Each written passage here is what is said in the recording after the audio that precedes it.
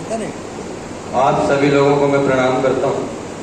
अपने सुख और अपनी इच्छाओं को त्याग कर हर किरदार निभाती हैं, और ये वो देवी है जो घर को स्वर्ग बनाती है। ये वो देवी है जो घर को स्वर्ग बनाती है। हर उस माँ तक पहुंचे मेरी संवेदना, हर उस माँ तक पहुंचे मेरी संवेदना। धन्य हर वो कोख है जिस कोख ने सैनिक जना, धन्य हर वो कोख है जिस कोख ने सैनिक जना। शुरू करता हूँ। कुछ लोग बड़े निर्दोष मिथ्यावादी हैं। अभी कुछ देर पहले हमारे बीच में श्रीमान अशोक जमनानी चाचा जी बैठे हुए थे, जो कि भी जा चुके हैं, कुछ काम था तो उन्होंने हरिशंकर परसाई जी की बात की। तो हरिशंकर परसाई जी ने यह भी कहा था कि कुछ लोग बड़े निर्दोष मिथ्यावादी हैं। अब उसके आगे मैंने ये कहा, कुछ लोग बड़े निर्दोष मिथ्यावादी हैं, झूठ है पेशा इनका, सत्य के फरियादी है। आवश्यकता है तो लोग यहाँ प्रार्थी हो जाते हैं, देखकर माहौल यहाँ का स्वार्थी हो जाते हैं। फिर कौन कहे क्या झूठ और क्या सत्य है, किसका यहाँ किस पर कितना आधिपत्य है। फिर कौन स्वीकारे कि मैं ही सारथी हूँ, भीड़ से निकले, और कौन कहे कि मैं ही क्षमा प्रार्थी हूँ। भीड़ से निकले और कौन कहे कि मैं ही क्षमा प्रार्थी हूँ। तो सुनो, आज चारों तरफ आलस में डूबे हम इंसान हैं, फिर भी स्वयं को समझते बड़े महान हैं। अरे कब तक देश की कमियां बताते रहेंगे, दूसरे को तुच्छ और स्वयं को ऊंचा जताते रहेंगे।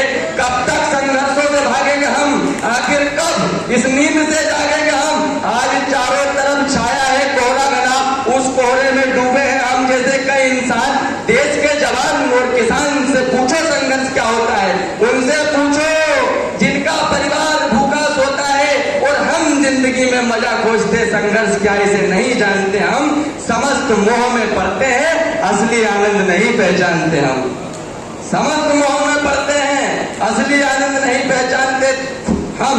तो फिर सीख लो वीरत्व को और वीरों के महत्व को, जान लो तुम इस जहान को, भारत देश महान को। सीख लो वीरत्व को और वीरों के महत्व को, जान लो तुम इस जहान को, भारत देश महान को। हमारे देश के सैनिक जो हर समय सीमा पर खड़े हैं, आपके मेरे लिए दुश्मनों से लड़े हैं, उन्हें भी दिल में सजा लो तुम। और मजा लेना है तो देशभक्ति का मजा लो तुम। कुछ लोग देश हित की रट लगाए बैठे हैं, सच्चाई तो ये है देश से पोल्ट्री व रुपए ऐठे हैं। ऐसे लोगों ने ही देश को बर्बाद किया, देश हित का दिखावा करके देशद्रोहियों को आबाद किया, देश हित का दिखावा करके देशद्रोहियों को आबाद किया। भाई साहब बैठे थे, अभी एक भाई साहब ने कहा कि श्रोता के रूप में और कवियों के रूप में हमारे बीच युवाओं की संख्या कम है। उसका एक मुख्य कारण यह है, आदरणीय, उसका एक मुख्य कारण यह है कि पिछले 2-3 दशकों से युवाओं की मानसिकता के साथ ये खिलवाड़ किया गया।